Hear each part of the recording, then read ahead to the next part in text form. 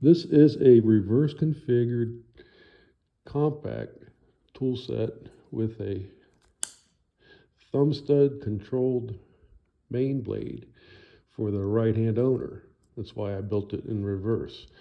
Don't mind my thumb, it was smashed. It's made in Cactus with a jeweler's resin, blue and brass liners,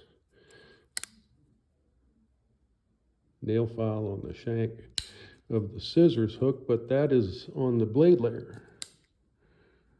And the scissors are set on the small blade position with a solid titanium spacer on the end.